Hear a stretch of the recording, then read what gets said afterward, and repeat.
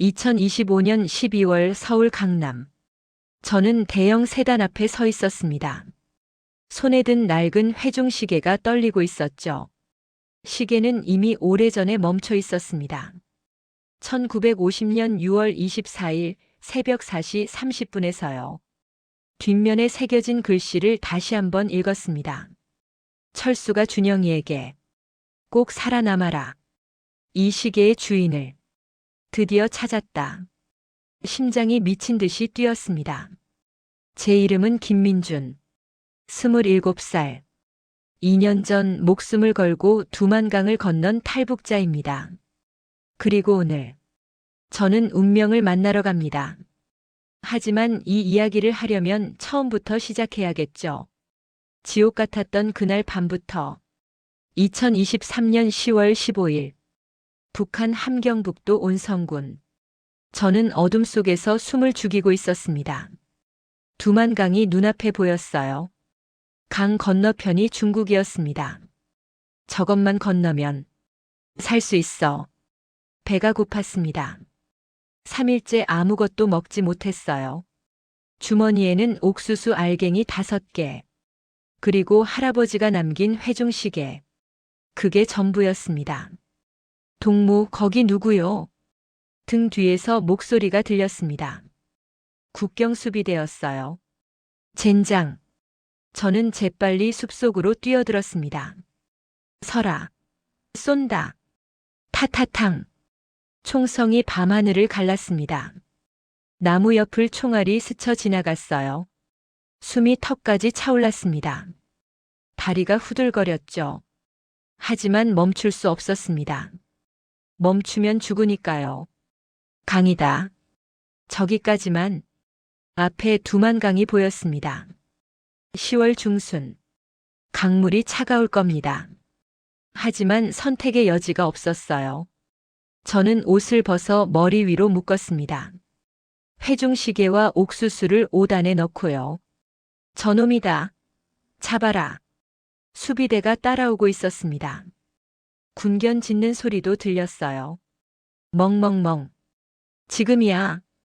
저는 강물 속으로 뛰어들었습니다. 철뻑. 순간 온몸이 얼어붙는 것 같았습니다. 차가웠어요. 너무 차가웠습니다. 이가 딱딱 부딪혔죠. 하지만 계속 헤엄쳤습니다. 팔을 저었습니다. 다리를 놀렸어요. 강 한가운데쯤 왔을 때 거기서 강변에서 수비대가 총을 겨눴습니다. 더 가면 쏜다. 타타타탕. 총알이 물 위를 튀었습니다. 퍽, 퍽. 제 옆을 스쳐 지나갔어요. 조금만 더. 팔에 힘이 없었습니다. 다리가 저렸어요. 차가운 물이 계속 입으로 들어왔습니다. 죽는 건가? 의식이 흐려지는 순간 발에 뭔가 닿았습니다. 땅이다. 중국 쪽 강. 저는 기어서 강변으로 올라갔습니다. 온몸이 떨렸습니다. 이가 부딪히는 소리가 멈추지 않았어요. 숨을 헐떡였습니다. 뒤를 돌아봤어요. 북한 쪽 강변에 수비대가 서 있었습니다. 하지만 건너오지는 못했죠. 국경을 넘을 수 없으니까요. 저놈 잡아라. 도망가게 두지 마. 그들은 소리만 질렀습니다. 저는 일어나 뛰었어요. 온몸이 젖어서 무거웠습니다. 하지만 계속 뛰었습니다. 숲속으로, 어둠 속으로. 1시간을 뛰었습니다. 2시간을 뛰었어요. 더 이상 뛸 수 없을 때까지. 그리고 쓰러졌습니다. 풀숲 위에요. 의식이 끊어졌습니다. 눈을 떴을 때는 다음 날 아침이었습니다. 햇살이 눈부셨어요. 살았다. 살았어. 저는 주머니를 확인했습니다. 옷은 젖었지만 회중시계는 무사했어요. 옥수수 알갱이도 있었습니다. 저는 알갱이 하나를 입에 넣었어요. 씹었습니다. 달았습니다. 눈물이 났어요. 할아버지, 저 살았어요. 제 할아버지 이야기를 해야겠네요. 할아버지 이름은 김준영. 제가 태어났을 때 이미 60대였습니다. 아버지는 제가 5살 때 탄광사고로 돌아가셨어요. 어머니는 그 충격으로 1년 뒤 세상을 떠났습니다. 그래서 저는 할아버지 손에서 자랐어요. 할아버지는 가난했습니다. 배급도 제대로 안 나오는 시골 농장에서 일했죠. 하지만 저를 정말 아꼈습니다. 민준아, 밥 먹어라. 할아버지는요? 할아버지는 아까 먹었어. 너 먹어. 할아버지는 늘 거짓말을 했어요. 자신은 굶으면서 저에게 먹을 걸 주셨죠. 어느 날 밤이었습니다. 할아버지가 저를 불렀어요. 민준아, 이것 봐. 할아버지는 낡은 회중시계를 꺼냈습니다. 이게 뭐예요? 할아버지 아버지가 주신 거야. 증조할아버지요? 그래. 1950년에 주셨지. 할아버지는 시계를 쓰다듬었어요. 전쟁 때였어. 피난 가는 길이었지. 6.25요? 그래. 그때 할아버지 아버지가 이걸 주시면서 말씀하셨어. 꼭 살아남아라고. 할아버지 눈에 눈물이 고였습니다. 그런데 할아버지는 남쪽으로 못 갔어. 아버지와 헤어졌지. 왜요? 전쟁이 너무 혼란스러웠거든. 사람들이 너무 많았고. 할아버지는 어렸어. 겨우 7살. 할아버지는 시계 뒷면을 보여줬어요. 철수가 준영이에게 꼭 살아남아라. 글씨가 새겨져 있었습니다. 철수가 누구예요? 할아버지 아버지 이름이야. 박철수. 박씨요? 근데 우리는 김씨잖아요. 그래. 할아버지가 나중에 성을 바꿨어. 북에 남았으니까 어머니 성을 따르게 됐지. 할아버지는 한숨을 쉬었어요. 아버지는 남쪽으로 가셨을 거야. 할아버지를 찾으셨을까? 아니면 돌아가셨을까? 살아계실 거예요. 그랬으면 좋겠구나. 할아버지는 시계를 제게 건넸습니다. 민준아, 이거 너 가져라. 안 돼요. 할아버지 보물인데. 괜찮아. 너한테 주고 싶어. 왜요? 너는 꼭 살아남아야 하니까. 그때는 그 말의 의미를 몰랐습니다. 2022년 겨울. 고난의 행군이 다시 시작됐습니다. 배급이 끊겼어요. 식량이 없었습니다. 사람들이 굶어 죽기 시작했죠. 할아버지도 쓰러지셨습니다. 할아버지, 일어나세요. 민준아, 미안하다. 왜요? 왜 미안해요? 할아버지가 너를 지켜주지 못해서. 무슨 소리예요? 민준아, 남쪽으로 가라. 네. 탈북해. 여기 있으면 죽어. 할아버지도 같이 가요. 할아버지는 늙었어. 못 가. 너라도 살아야 해. 할아버지는 제 손을 꽉 잡았습니다. 그 시계 가지고 가. 남쪽 가면 혹시 할아버지 아버지를 찾을 수 있을지도 몰라. 박철수요? 그래. 만약 살아계시다면 90살은 넘으셨을 거야. 하지만 혹시 모르잖니. 할아버지, 민준아 약속해. 꼭 살아남겠다고. 저는 울면서 고개를 끄덕였습니다. 약속할게요. 그날 밤 할아버지는 돌아가셨습니다. 조용히 제 손을 잡은 채로. 저는 시체를 묻을 힘도 없었어요. 그냥 마당에 묻었습니다. 그리고 결심했습니다. 남쪽으로 간다. 꼭 살아남는다. 탈북 준비를 1년 했습니다. 돈을 모았어요. 중국 브로커 연락처를 구했습니다. 탈북 루트를 외웠죠. 그리고 2023년 10월 드디어 실행했습니다. 앞서 말한 그 밤이었어요. 두만강을 건넜고 중국 땅에 도착했습니다. 중국에서 한 달을 숨어 지냈습니다. 조선족 마을에서요. 나만 가려면 돈 있어야 해. 브로커가 말했습니다. 얼마요? 500만 원. 그렇게 많이요? 배 타고 가야 하니까. 위험하거든. 저는 돈이 없었어요. 일하면서 모을게요. 그래. 식당에서 설거지해. 한 달에 50만 원 줄게. 10개월을 일했습니다. 하루 16시간씩요. 손이 트고 피가 났어요. 하지만 참았습니다. 살아남아야 해. 할아버지와의 약속. 2024년 8월. 드디어 돈을 모았습니다. 배 준비됐어. 출발해. 밤에 작은 어선을 탔어요. 탈북자 7명이 함께였습니다. 3일 걸려. 조용히 있어. 배가 출발했습니다. 파도가 거셌어요. 배가 심하게 흔들렸습니다. 한 사람이 토했어요. 참아. 소리 내지 마. 선장이 소리쳤습니다. 2일째 밤. 폭풍이 왔습니다. 다들 잡아. 배가 뒤집힐 듯 흔들렸어요. 살려줘.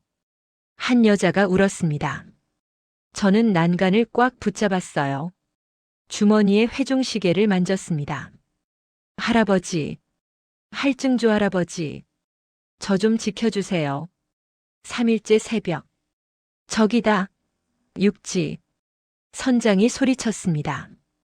멀리 불빛이 보였어요. 대한민국이었습니다. 도착했다. 눈물이 났습니다. 배가 부산 앞바다에 닿았어요. 빨리 내려. 경찰 오기 전에. 저는 배에서 뛰어내렸습니다. 땅을 밟았어요. 대한민국 땅. 무릎을 꿇었습니다. 감사합니다. 감사합니다. 2024년 9월. 저는 하나원에 입소했습니다. 탈북자 정착교육기관이었어요. 3개월간 한국 사회 적응 교육을 받았습니다. 여러분, 한국에서는 휴대폰을 이렇게 씁니다. 대중교통은 이렇게 이용합니다. 은행은 이렇게 이용하고요. 모든 게 신기했어요. 하지만 동시에 두려웠습니다. 내가 여기서 살 수 있을까? 12월. 하나원을 수료했습니다. 정부에서 정착금을 줬어요.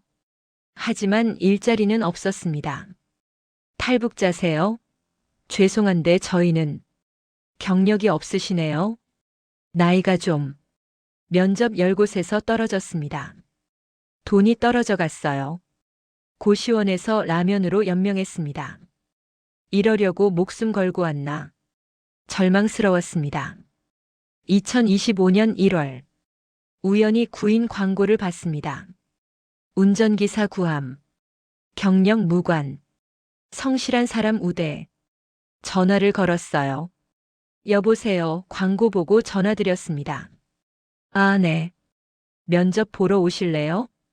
네. 언제요? 내일 오전 10시. 강남이에요. 주소를 받았습니다. 강남 한복판 대저택이었어요. 부자구나. 다음 날 아침. 저는 최대한 단정하게 입고 갔습니다. 대문 앞에서 초인종을 눌렀어요. 네, 누구세요? 면접 보러 왔습니다. 문이 열렸습니다. 들어가 보니 정말 큰 집이었어요. 정원도 있고 분수대도 있었습니다. 이쪽으로 오세요. 집사로 보이는 남자가 안내했습니다. 거실로 들어갔어요. 넓었습니다. 천장이 높았고 샹들리에가 매달려 있었죠. 회장님 곧 내려오십니다. 여기서 기다리세요. 네. 저는 소파에 앉아 기다렸습니다. 긴장됐어요. 손에 땀이 났습니다. 계단에서 발소리가 들렸습니다. 천천히 묵직한 발소리.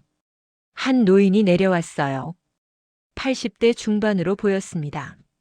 하얀 머리, 주름진 얼굴. 하지만 눈빛은 날카로웠습니다. 오셨습니까? 네, 안녕하십니까? 저는 벌떡 일어나 인사했습니다. 노인이 저를 바라봤어요. 그 순간 노인의 표정이 굳었습니다. 미세하게 하지만 분명히. 이름이 김민준입니다. 나이는 27살입니다. 어디서 왔나? 북에서 왔습니다. 노인의 눈빛이 흔들렸어요. 탈북자인가? 네, 죄송합니다. 숨기려던 건 아니고. 아니, 괜찮네. 앉게. 노인이 제 맞은편에 앉았습니다. 운전할 줄 아나? 네, 북에서 트럭 몰았습니다. 한국 면허는? 하나원에서 땄습니다. 노인은 저를 한참 바라봤어요. 무언가 생각하는 듯 했습니다. 자네, 가족은? 없습니다. 할아버지가 계셨는데 돌아가셨어요. 할아버지? 네. 할아버지 손에서 자랐습니다. 노인의 손이 미세하게 떨렸어요. 그 할아버지. 성함이? 김준영입니다. 노인의 눈이 커졌습니다. 준영? 네. 아시나요? 아니야. 노인은 고개를 저었어요. 하지만 그의 목소리가 떨리고 있었습니다. 좋아. 자네를 고용하겠네. 정말요? 내일부터 출근하게. 월급은 300만 원. 감사합니다. 정말 감사합니다. 저는 허리를 깊이 숙였습니다. 노인이 일어섰어요. 집사가 자세한 것 알려줄 걸세. 그는 계단을 올라가다가 멈췄습니다. 뒤를 돌아봤어요. 자네, 혹시 할아버지한테 물려받은 물건 같은 거 있나? 네. 갑오 같은 거 말일세. 저는 주머니에서 회중시계를 꺼냈습니다. 이것밖에 없습니다. 노인이 계단을 다시 내려왔어요. 빠르게 제 앞에 섰습니다. 그걸 보여줄 수 있나? 네. 저는 시계를 건넸습니다. 노인이 시계를 받아들었어요. 손이 심하게 떨렸습니다. 시계를 뒤집었어요. 뒷면을 봤습니다. 철수가 준영이에게. 노인이 중얼거렸습니다. 그의 눈에서 눈물이 흘렀어요. 이게 어떻게? 회장님? 이건 내가 준 시계야. 네. 75년 전에 내 아들한테. 노인이 저를 봤습니다. 눈물 범벅이 된 얼굴로요. 자네 할아버지. 준영이가. 네. 내 아들이야. 순간 모든 게 멈췄습니다. 뭐라고요? 자네가 내 손자야. 노인, 아니 박철수 할아버지가 말했습니다. 저는 아무 말도 할 수 없었어요. 그저 그 자리에 서 있을 뿐이었습니다. 박철수 할아버지는 회중시계를 가슴에 안았습니다. 준영아, 미안하다. 할아버지가 미안하다. 그는 바닥에 주저앉아 울기 시작했습니다. 75년 만에 돌아온 시계. 75년 만에 만난 혈육. 저도 무릎을 꿇었습니다. 할아버지. 처음으로 그 말을 했어요. 친할아버지를 부르는. 할아버지. 두 사람은 그렇게 한참을 울었습니다. 그날 저녁. 거실에 앉아 이야기를 나눴습니다. 박철수 할아버지, 아니 증조 할아버지가 말했어요. 1950년 6월 24일이었네. 전쟁 전날이요? 그래. 우리 가족은 서울에 살았지. 아버지, 어머니, 그리고 나. 할아버지는 회중시계를 쓰다듬었습니다. 이건 내 아버지 시계였어. 그날 아침 아버지가 나를 불렀지. 철수야, 이거 가져라고 하시면서 이 시계를 주셨어. 왜요? 전쟁이 일어날 것 같다고 하셨지. 그래서 미리 피난 갈 준비를 하셨어. 할아버지의 눈에 눈물이 고였습니다. 그런데 그날 밤 전쟁이 터졌어. 너무 갑작스러웠지. 우리는 부산으로 피난을 갔어. 기차를 타고. 그런데 할아버지가 말을 잇지 못했어요. 그런데 뭐요? 대전역에서 사람들이 너무 많았어. 밀리고. 나는 어머니 손을 놓쳤지. 그리고 기차가 출발했어. 나는 기차 안에 있었고 어머니와 아버지는 밖에 계셨어. 할아버지는 고개를 숙였습니다. 나는 울부짖었어. 어머니, 아버지. 하지만 기차는 멈추지 않았지. 그래서 혼자 친척집을 찾아갔어. 부산에 있는 고모네. 그곳에서 전쟁이 끝날 때까지 있었지. 부모님은요? 못 찾았어.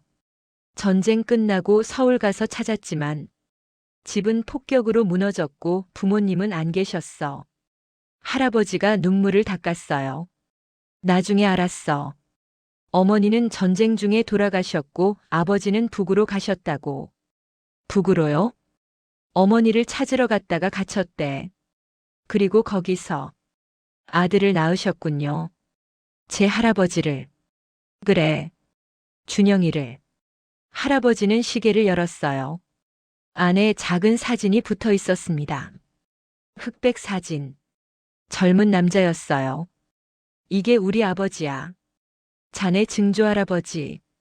사진 속 남자는 웃고 있었습니다. 나는 평생 아버지를 찾았어. 북에 편지도 보내고 적십 자사에도 연락했지. 찾으셨어요? 못 찾았어. 북에서는 답장이 없었거든. 그래서 나는 할아버지가 눈을 감았습니다. 아버지가 돌아가셨다고 생각했어. 그리고 준영이도. 하지만 제가 여기 있잖아요. 할아버지가 저를 봤어요. 그래, 내가 여기 있구나. 내 손자가. 그는 제 손을 잡았습니다. 민준아, 이제 집에 온 거야. 내 진짜 집. 저는 고개를 끄덕였습니다. 눈물이 멈추지 않았어요. 다음 날부터 저는 박철수 할아버지의 운전기사로 일했습니다. 하지만 이제는 단순한 기사가 아니었어요. 손자였습니다. 할아버지는 저를 가족처럼 대했어요.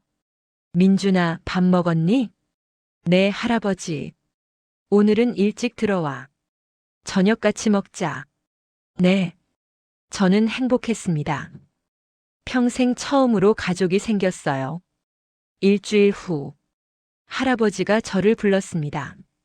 민준아, DNA 검사를 하자. 네. 확실히 하고 싶어서. 괜찮겠니? 물론이죠. 병원에 가서 검사를 했습니다. 일주일 후 결과가 나왔어요. 친자 확률 99.99%. 할아버지는 서류를 보며 울었습니다. 정말 내 손자구나. 네, 할아버지. 이제 호적에 올려야겠다. 네. 자네는 이제 박민준이야. 박철수의 손자. 저는 이름이 바뀌었습니다. 김민준에서 박민준으로. 그리고 정식으로 박철수 할아버지의 가족이 되었어요. 시간이 흘렀습니다. 6개월이 지났어요. 할아버지는 저에게 많은 걸 가르쳐 주셨습니다. 사업, 경영, 투자. 민준아, 이 땅을 봐라. 네, 할아버지. 이게 할아버지가 평생 모은 거야. 강남 땅 10개. 10개요? 그래. 6.25 끝나고 아무것도 없을 때 시작했지. 폐허에서. 할아버지는 멀리 서울을 바라봤어요. 부모님 찾겠다고 돈을 벌었어. 돈이 있으면 찾을 수 있을 줄 알았거든. 하지만 못 찾았지. 그래도 돈은 모였어. 그게 지금 이거야. 대단하세요, 할아버지. 민준아, 이제 이건 다 내 거야. 네. 할아버지 대를 이을 사람이 너밖에 없어. 할아버지 아들도 손자도 다 북에서 돌아가셨잖니. 하지만 받아라. 그리고 잘 지켜라. 그게 할아버지 소원이야. 저는 고개를 숙였습니다. 잘 지키겠습니다. 2025년 12월. 1년이 지났습니다. 저는 이제 박철수 할아버지의 정식 후계자가 되었어요. 회사 이사로 등기됐습니다.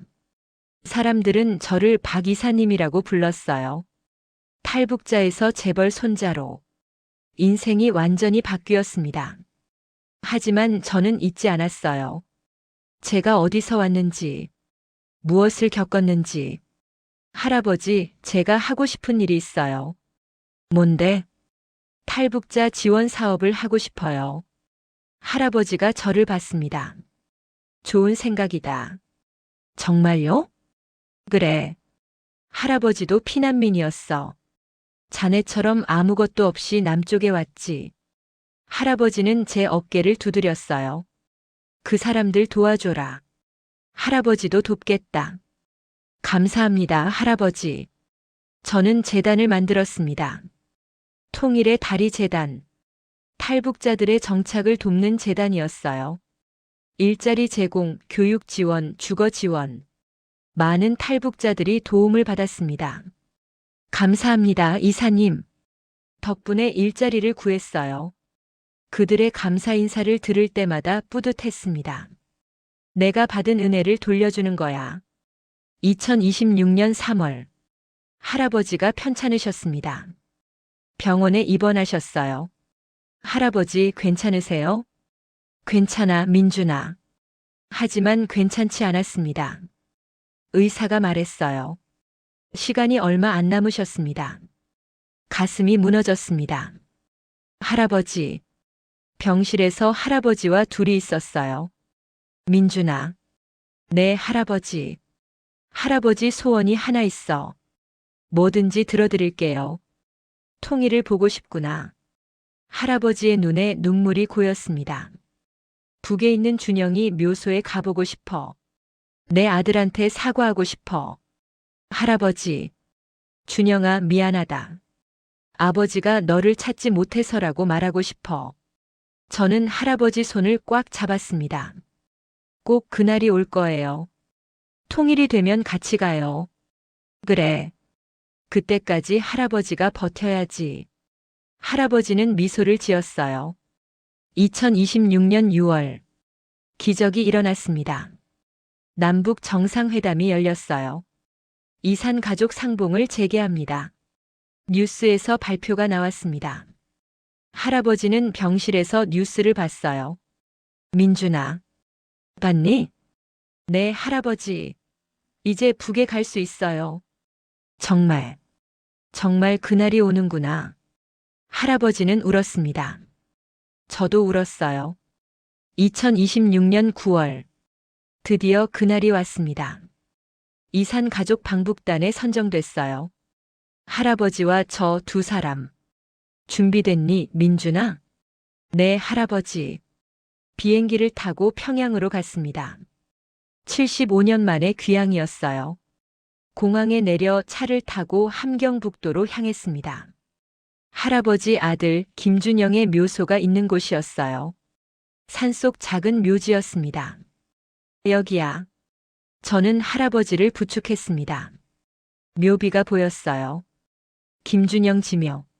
할아버지는 묘비 앞에 무릎을 꿇었습니다. 준영아. 그의 목소리가 떨렸습니다. 아버지가 왔다. 75년 만에. 할아버지는 묘비를 쓰다듬었어요. 미안하다, 준영아. 아버지가 너를 지키지 못해서. 눈물이 뚝뚝 떨어졌습니다. 너를 찾지 못해서. 내가 얼마나 힘들었을지. 저도 무릎을 꿇었습니다. 할아버지, 저는 민준입니다. 손자예요. 묘비에 대고 말했어요.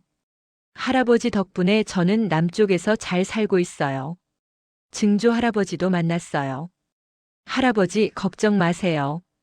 이제 가족이 다시 만났어요. 할아버지가 제 손을 잡았습니다. 준영아, 내 아들이 훌륭하게 자랐어. 자랑스러운 손자야. 우리는 그렇게 한참을 묘소 앞에 있었습니다. 2026년 12월. 할아버지는 편안히 돌아가셨습니다. 병원 침대에서 제 손을 잡고. 민준아. 네, 할아버지. 고맙다. 내가 와줘서. 할아버지. 할아버지는 이제 가도 여한이 없어. 준영이도 만났고 너도 만났고. 할아버지, 가지 마세요. 괜찮아. 할아버지 평생 소원을 다 이뤘어. 할아버지는 미소를 지었어요. 민준아, 잘 살아라. 행복하게. 네. 그리고 통일을 위해 힘써라. 할아버지 대신. 꼭 그럴게요. 고맙다, 민준아. 할아버지의 손에서 힘이 빠졌습니다. 심전도가 일직선이 되었어요. 할아버지. 저는 할아버지를 붙잡고 울었습니다. 장례식에 많은 사람이 왔습니다. 재벌, 정치인, 그리고 수많은 탈북자들. 고인은 위대한 분이셨습니다. 6.25 때 모든 것을 잃고도 다시 일어서셨죠. 그리고 마지막까지 통일을 위해 힘쓰셨습니다. 조문객들이 말했어요. 저는 상주로서 고개를 숙였습니다. 할아버지, 편히 쉬세요. 제가 할아버지 뜻을 이어가겠습니다. 2027년 현재. 저 박민주는 박철수 회장의 뒤를 이어 회장이 되었습니다. 28살의 나이에요. 하지만 저는 자격이 있다고 생각합니다. 지옥을 겪었고 살아남았고 가족을 찾았으니까요. 저는 할아버지가 만든 회사를 더욱 키웠습니다. 그리고 통일의 다리 재단을 확대했어요. 매년 1000명의 탈북자를 지원합니다. 일자리, 교육, 주거, 의료. 이사님 감사합니다. 덕분에 새 삶을 살게 됐어요. 그들의 감사를 들을 때마다 생각합니다. 이게 내가 해야 할 일이야. 사무실 책상 위에는 회중시계가 놓여 있습니다. 여전히 멈춰 있는 시계. 1950년 6월 24일 새벽 4시 30분. 하지만 이제 이 시계는 멈춤이 아닙니다. 시작입니다. 끊어졌던 혈육이 다시 이어진 순간이니까요. 저는 매일 아침 이 시계를 봅니다. 그리고 다짐해요. 할아버지, 증조할아버지 지켜보고 계시죠? 제가 잘하고 있는지. 저는 포기하지 않겠습니다. 통일의 그날까지. 가족들이 다시 만날 수 있는 그날까지. 창밖으로 서울 하늘이 보입니다. 파란 하늘. 구름 한 점 없이 맑은 하늘. 저는 미소를 짓습니다. 할아버지, 저는 살아남았어요. 그리고 이제 다른 사람들도 살게 도울 거예요. 회중시계를 손에 들었습니다. 철수가 준영이에게 꼭 살아남아라. 저는 이 약속을 지켰습니다. 그리고 이제 다른 이들도 살아남게 할 겁니다. 이것이 제 이야기입니다. 지옥에서 천국으로, 탈북자에서 재벌 회장으로, 그리고 무엇보다 혼자에서 가족으로 끊어진 시계가 다시 이어진 이야기.